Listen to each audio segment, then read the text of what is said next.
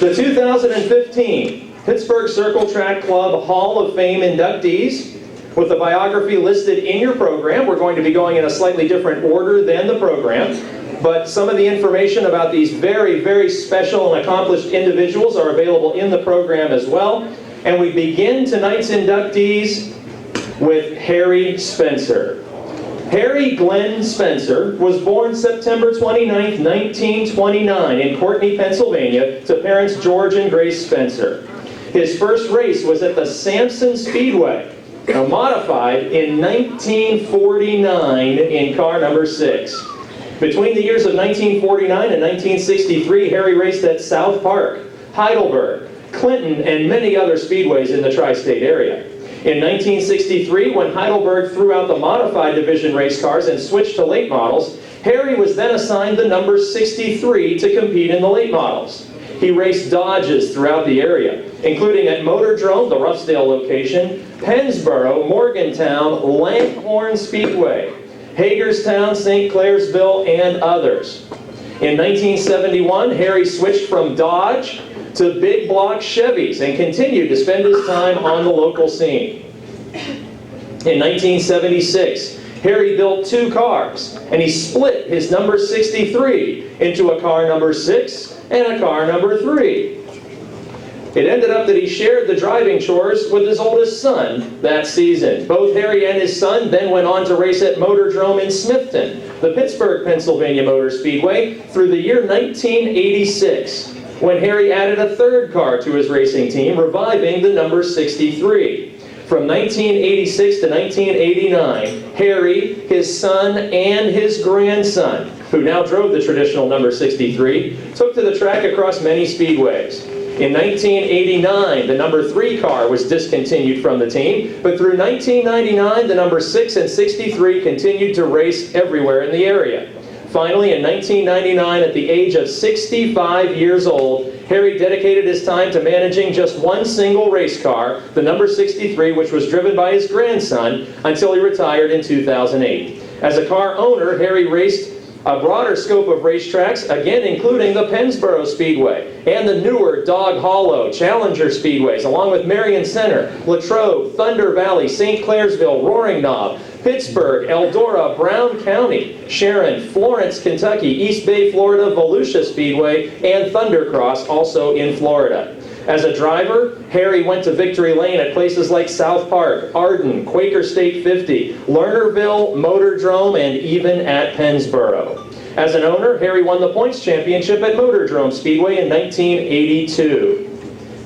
At this time, we call up members of the Harry Spencer family to be inducted into the Pittsburgh Circle Track Club Hall of Fame.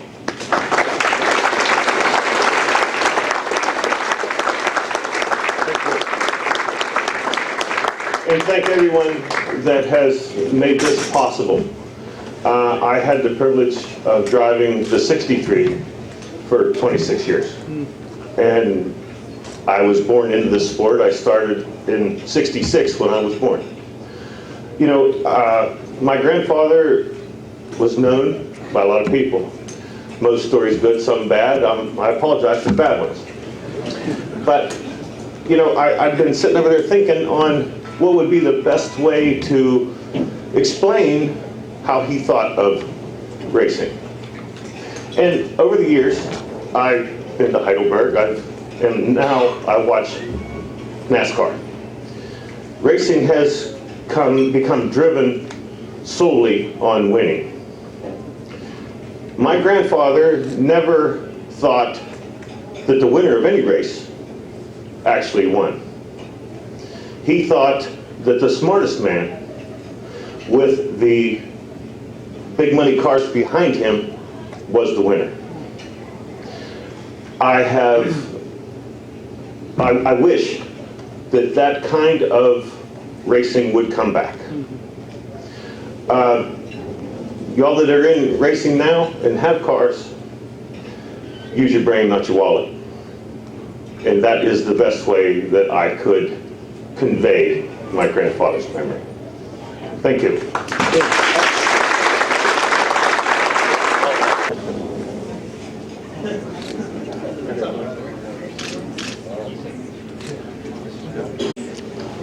Bob Bentz Sr., a racer at the South Park Speedway. In 1965, Bob retired from racing as a driver. He went on to build and maintain race cars for Joe Viglione and for Tommy Gale. He and Tom Colella then teamed up together and won many, many races. Bob also worked with Lou Viglione, and together, Bentz and Viglione won over 70 feature events. At the Sharon Speedway on asphalt, they won every race of a single season to earn the Sharon Speedway Championship. He and Viglione had several terrific years at the Motordrome Speedway as well on asphalt. Bob has helped many, many drivers over the years racing both asphalt and dirt tracks. You know, from each of these Hall of Fame inductees tonight, I think we have the opportunity to learn something. And I think it was very well stated to win races with your mind instead of with your wallet. And as I've had the opportunity to watch Bentz racing teams over the years with championship caliber drivers behind the wheel, a lot of race fans in the grandstands just assume that when you have a multi-track champion like Gary Wiltrout behind the wheel, when you have a multi-time dirt and asphalt champion like Tommy Beck behind the wheel, or when you have NASCAR, Busch Series, and ARCA Series driver Richard Mitchell behind the wheel of your cars, that you're automatically going to win races. But the reality is, those caliber drivers are not going to risk their reputation getting into a car that can't be championship caliber. And as I've watched the Bentz teams over the years, I've given some pit tours with young race fans and school students that are aiming to move on in the world and possibly get involved in auto racing. And I always like to stop by the Bentz team trailer, because the lesson that you can learn from those winning race cars and that team is the way to organize and prepare and become a champion at your race shop before you even arrive at the speedway. Teams that are meticulously organized and prepared are the lessons that we can take from Bentz Motorsports. And here to accept this Hall of Fame induction plaque this evening for Bob Bentz Sr., we welcome to the podium Bob Bentz Jr.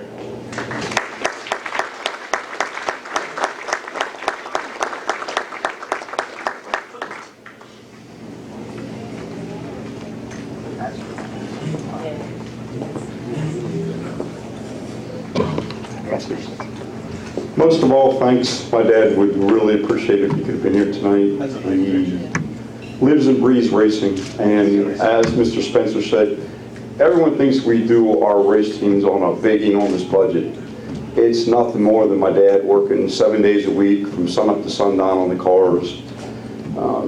We're fast because my dad makes cars fast. It's years of my brother and myself and all the guys around us.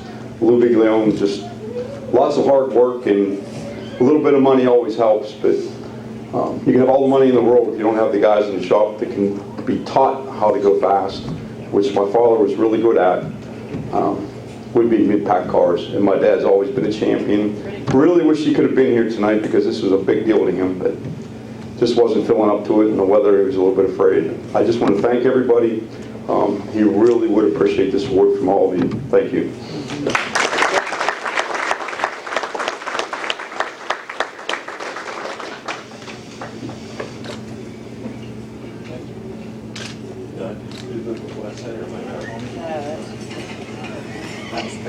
Okay, I'm just checking.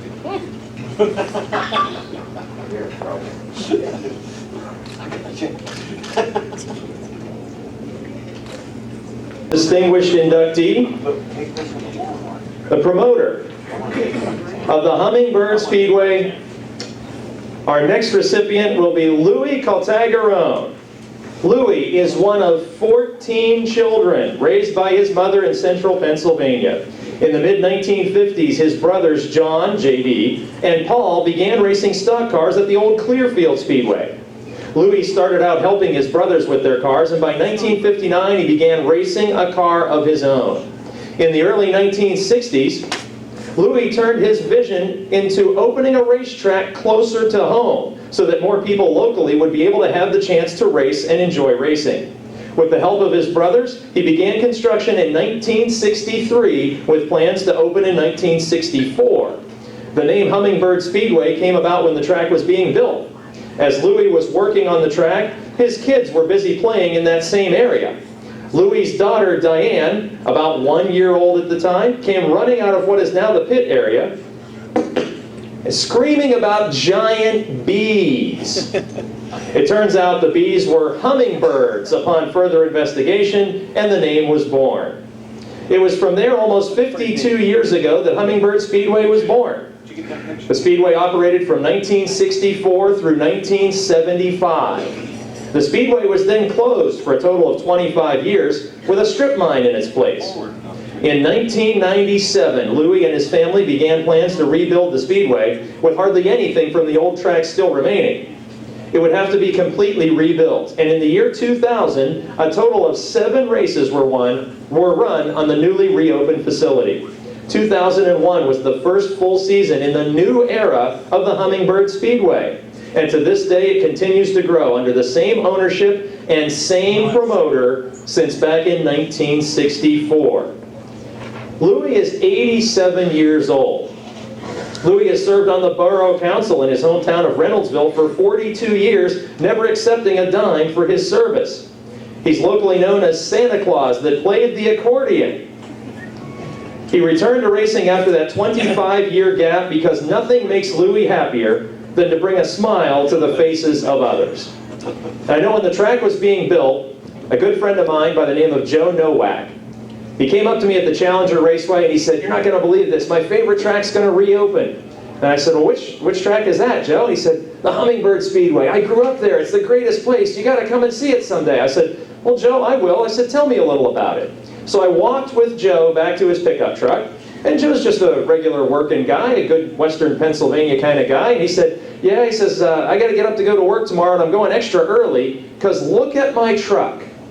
And there we were in the parking lot of the Challenger Raceway, where Joe was just a photographer, just a fan of the Hummingbird Speedway, and he had already lettered up every inch of his own personal pickup truck to say Hummingbird Speedway. And I said, "Wow, are they sponsored?" "Yeah." I said, "What?" He said, "No, I just went and did that." And he stood there with such a big smile on his face that from that moment right there, I understood how the Hummingbird Speedway and all of our local racetracks have that power to make people smile. And now we're going to bring to the microphone the man who has maintained those smiles of race fans in the area for 64 years, now inducted into the Pittsburgh Circle Track Hall of Fame. Ladies and gentlemen, Louis Caltagirone.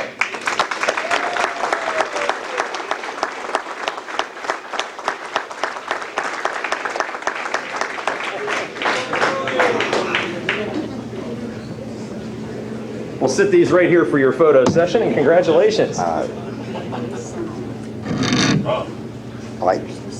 Okay. All right, all I've got to say here tonight, thank you very much. It's all true that happened. And without all the family and the close friends, which I wish that would take and stand up. That's my family back there. Harry, our grader operator, our flagman, and my son-in-laws and my daughter. Thank you. Without the family, it would never succeed. That's right. All right, and I want to thank Circle Club. The guys come up there, they do well. They treat our children there just like I like to treat my own. And they do the same things that I do with their children at the Speedway. So thank you. Smile, please.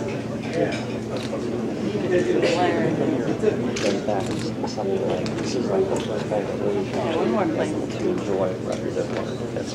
Thank you. Our Hall of Fame inductees, we continue to learn things like always live your life to put smiles on the faces of the people around you. A great lesson from Lou. Which brings us to our next inductee. Back to the cockpit of a race car for our next inductee, modified driver Brian Swartzlander. With in excess of 165 feature victories in just over 35 years of competition, Brian Swartzlander has amazingly notched 15 track championship titles in his long, illustrious career in the modifieds. 7 times a champion of the Lernerville Speedway in Sarver, Pennsylvania, with 90 of those career feature victories occurring in Sarver, Pennsylvania at his home racetrack. 4 times a track champion at the Tri-City Speedway in Franklin, Pennsylvania.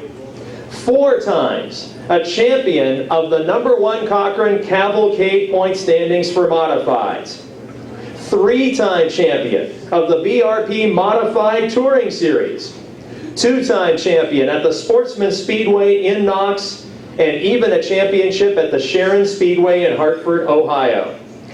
Back in 2009, this race car driver was enshrined in the Armstrong County Sports Hall of Fame, alongside NFL football players and people who excel in every possible sport. Going back a long time ago, I believe at the time I was still a teenager, there's a big event that occurs in Indianapolis each year called the Performance Racing Industry Trade Show. And probably a lot of you have heard of or been to the PRI show. And I think it was the second day of the show, as I was walking around with my briefcase, I heard, Mike, can you come here? And I looked and I saw Brian Swartzlander. And Brian Swartzlander was waving me over. He said, there's some kind of problem with my paperwork. I don't know what happened. Can you help me here? And in order to get into the PRI trade show, you have to prove that you are somehow connected to the sport of auto racing. So I went up to the counter and I said, yeah, this guy here is a champion. This guy, he's won features everywhere. Of course this guy belongs in the PRI racing trade show. He's a legend, absolutely. Then Brian shook my hand. He said, thanks, Mike. He probably doesn't even remember this. He said, thanks, Mike. I really appreciate that. And I went on about my way, and I took about 3 steps, and I said, Brian Swartzlander knows who I am. He picked me out of a crowd and called me over by name.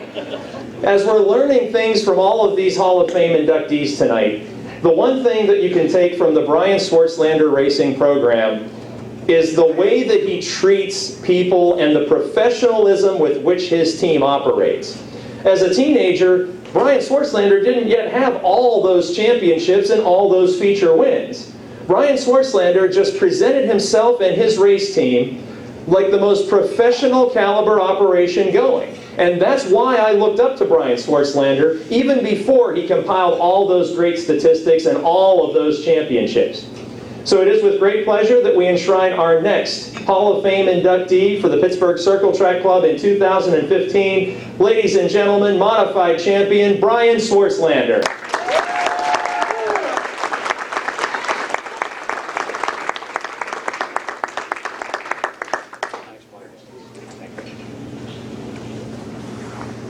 I do remember that. I probably would still be standing in India if it wasn't for Mike. I normally don't prepare a speech, but I didn't want to forget anybody tonight being inducted in the Hall of Fame. It's really a big honor for me, so forgive me for reading this, but I didn't want to forget anybody, and I want to touch base on everything. So I'd first like to thank the Pittsburgh Circle Track Club for thinking enough of me to nominate me and induct me into their Hall of Fame. It's quite an honor for me. I'd also like to thank Dave Oliveri for nominating me and keeping me informed of all the stuff with the banquet. I was really surprised when Dave called me. I never really expected this, and again, it's quite an honor. Racing has been such a big part of my life. I grew up with it. My grandfather knew a race, my father Mel raced, and here I am, a third-generation driver. There's nothing like watching my dad race. It just was such a great thing. I'll never forget it. When I was 8 or 9 years old, I remember my mom and dad take me to the races, and we'd go to Butler on Friday nights, Wimber on Saturday nights, and Blanket Hill on Sundays. And Blanket Hill was just always neat to me. I really enjoyed going there. You could stand down at the end of the front straightaway and watch the cars coming into turn 1. And it was just so neat, such a good feeling watching my dad enter that corner. He was so smooth. And I really believe that that's when I really decided that I wanted to be a race car driver at that young of age. And it was just so cool going to that track. In 1978, I finally got my first chance in a claimer. And after being around racing all my life, I really figured out when I got in the car and got behind that wheel, I knew what to do. And I could take that car and go right to the front. Oh boy, was I wrong. When I pulled onto the front stretch and looking down the track, I thought to myself, boy, what did I get myself into here? Then I went down the back straightaway with the green flag out, and my vision was blurred. I don't know if it was a bad car or I was just so nervous, but I couldn't hardly see the track. And that took a while to get over that. But it was totally different than what I expected anyway. But I still was even hooked even more. From 1978 to 91, we weren't very successful. We didn't run a lot over those years, but at the end of 91, we finally won our first race at Marion Center Speedway. It only took us 13 years to get our first win. I was hooked even more after that first win. Since then, we've had quite a few more wins, but believe me, I wouldn't have had the success that we've had without the help from a lot of people. I've been blessed to be surrounded by a lot of people throughout my career, and I'm really the lucky one to be sent behind the wheel of the A3 Modified. Although we don't have enough time to thank everyone, I'd really like to thank some of the people that share this award with me tonight. First, I'd like to thank my crew. As you know, the old saying, to finish first, first you must finish. My crew is awesome. They've been with me for a lot of years. My crew chief, Scotty Dort, his wife, Lynn.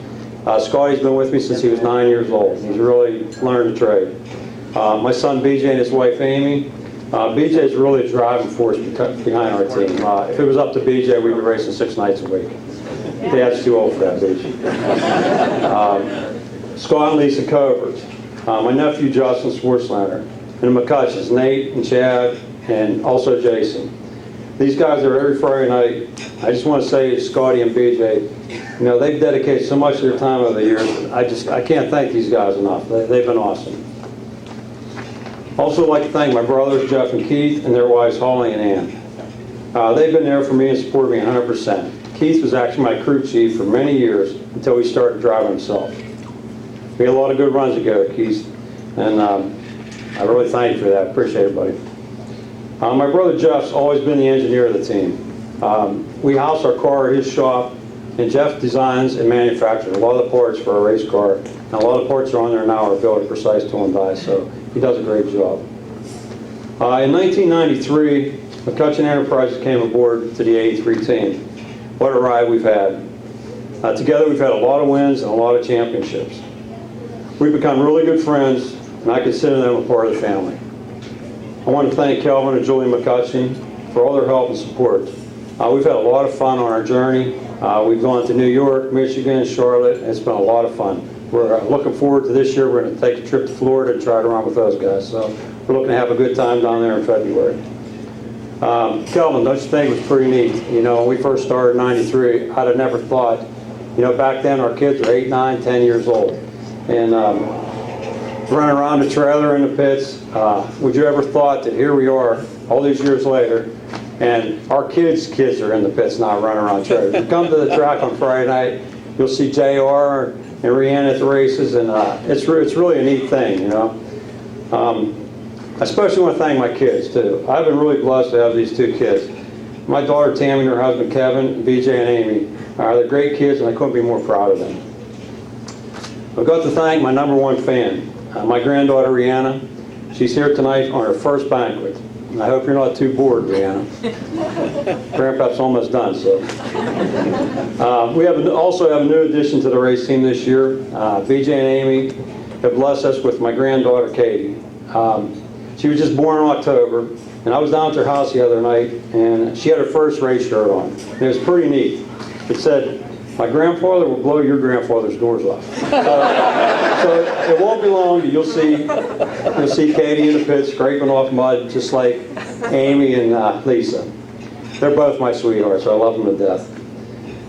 And last but not least, I'd like to thank my wife, Marianne. She's the one who really deserves this award for putting up with me. She's been there through all the ups and downs that comes with racing. I want to thank her and my kids for all the sacrifices they've made. They've done this so that I can do what I love to do. It's really neat on Friday nights. You know, Marianne, she's really not a big race fan. She likes watching me race, and you know, she's been stuck with it for all these years. But she always wants to know what feature event we are the night of Lernerville, so she can get there right at heat race time. She don't want to get there at 7:30, so she'll get there and I'll be lined up and she'll wave at me and come in the pits or in the stands, and then as soon as my race is over, she's gone. But we really have a good time after the races, our whole family. We call it happy hour, but some nights it's not so happy hour. But she's always home waiting for me when I get there, and we usually have a couple of drinks and some snacks and just have a good time with the family. And to me, that's what racing's all about, family sport. And both these tables here have been such great help to me. I can't thank them enough. Amen. So thanks to the Pittsburgh Circle Track for having me here tonight, and I'm really looking forward to seeing all you at the races. Thank you very much. Good.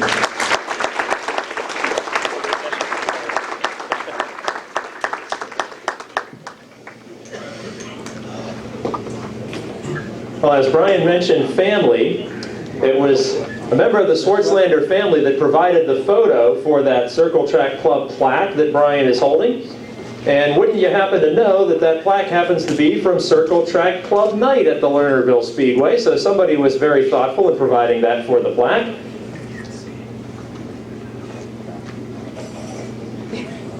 Club Hall of Fame this evening.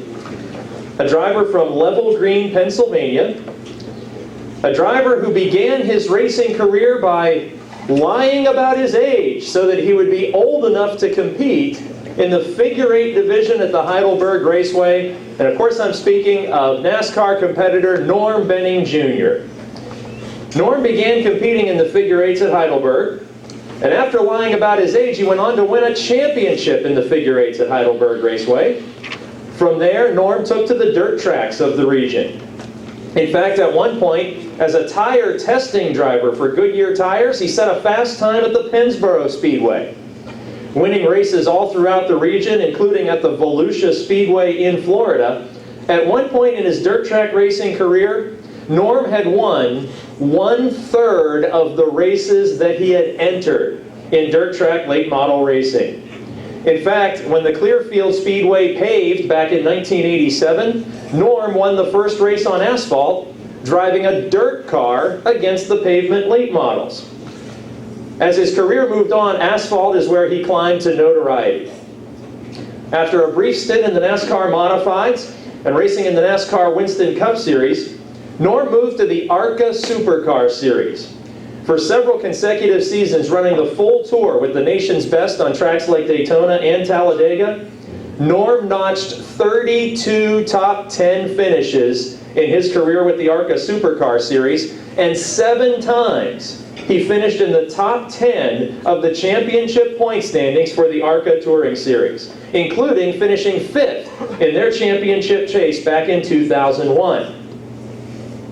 After the ARCA Series, Norm moved on to the NASCAR Camping World Truck Series, where he rose to even greater notoriety because on one particular evening at the famed Eldora Speedway, with viewers on 3 continents watching a brand new streaming live video from the Eldora Speedway, Norm Benning became a celebrity. Since that opportunity, Fox Sports has produced a mini documentary on his career and on that particular night, where at the Eldora Speedway, Tony Stewart was the first person to be at the side of Norm's truck after the B-Main to congratulate him. And Tony Stewart said, "Norm, you may not know it, but you just made this race into what it is at the first running of the Mud Summer Classic at Eldora Speedway." It turns out that there's sort of a discrepancy in the way race fans view that night at the Eldora Speedway. It was a remarkable night in the history of the NASCAR Truck Series because more viewers worldwide watched that broadcast than any other broadcast on 3 continents. It was a remarkable night for the Eldora Speedway as well as the Truck Series.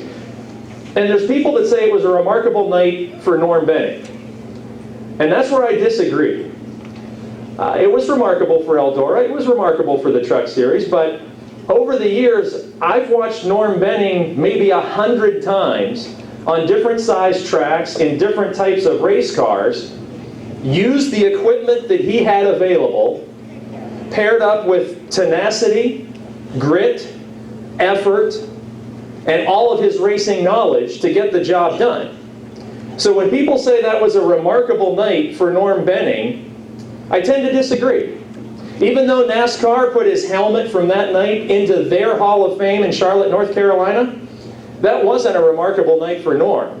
That was just Norm being Norm, like he's been throughout his entire career. The only difference was 1.4 million people on 3 continents had a chance to watch him do it. For 12 hours, the NASCAR executives still brag about this, for 12 hours after that Eldora race, Norm Benning were the most typed words on the internet worldwide. So the driver coming to the podium next was the #1 internet trend for half a day following that Mud Summer Classic at the Eldora Speedway. At this time, we enshrine, along with his father, into the Pittsburgh Circle Track Club Hall of Fame, Norm Benning Jr.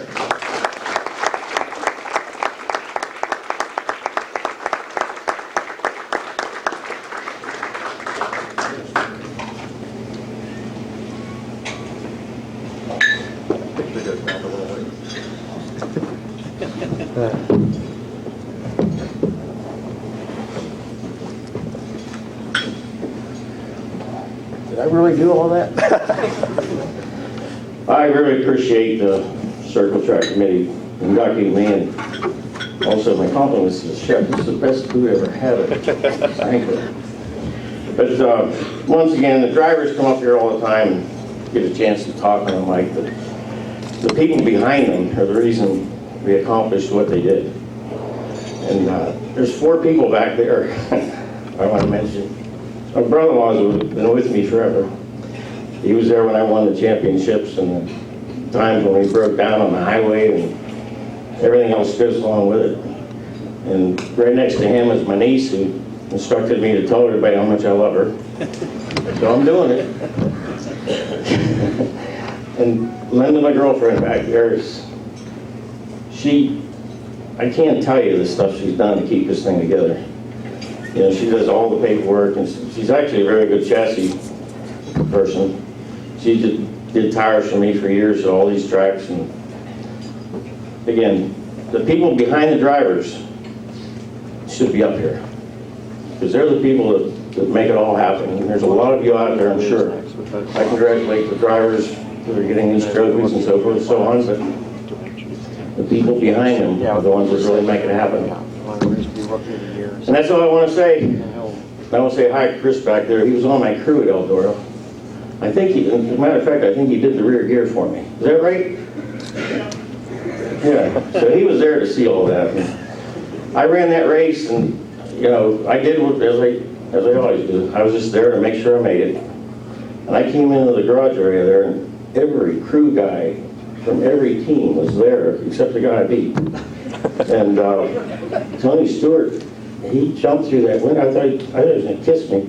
He came right through the window of that truck. He said, "You just made this show a success." And he bought that truck. It's sitting up at the Hall of Fame up there at Eldora. He bought it off me. I actually put it on eBay because I had so many people that wanted to buy it. So I put it on eBay. And Roger Slack, his general manager, called me up and said, "You can't sell that. That's a piece of history." So it's up there. It's the ugliest thing in the museum. But it's there. And I'm really proud of it. And Winston Kelly from NASCAR Hall of Fame down there, he called me up and said, "We have to have something in this museum." So they've got my helmet and gloves, and I'm really proud of that. So I thank you all for coming out in this weather. And I think Mike has some questions for me.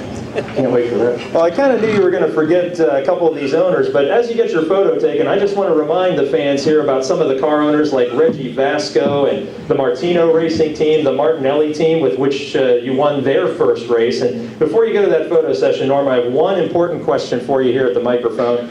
No statistics, no accomplishments. Let's say Norm Benning's a blank resume as he stands here in front of this podium. I have one question for you. Who is the better race car driver, Norm Benning Jr. or Norm Benning Sr.?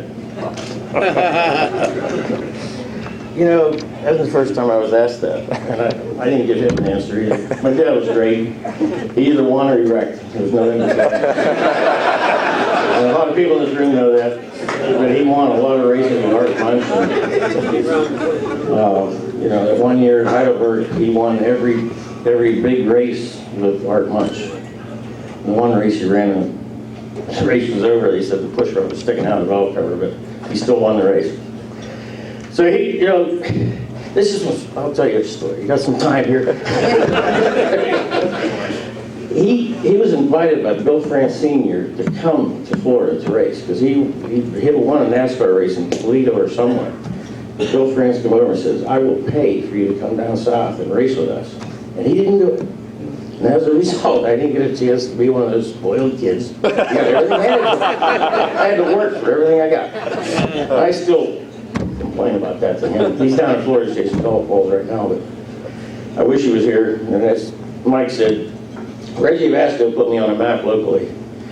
You know, he built a car, we built a car, and went out to Pennsylvania Motor Speedway and won the first night. And went on to win a third of the races that year. And went down to Pennsboro, and the guy that won the Stars Championship, can't think of his name now, but him and Kelly Arbor over there with Goodyear tires, and neither one of them qualified for the race. And I went out, 128th car to go out and put her on the pole. So Goodyear come over, because they went over and complained the tires were junk, and they did that a little too soon. So I ended up with a Goodyear sponsorship for a full season over that deal at Pennsboro. But I don't know where Reggie is, but I wish he was here tonight. But again, thank you very much.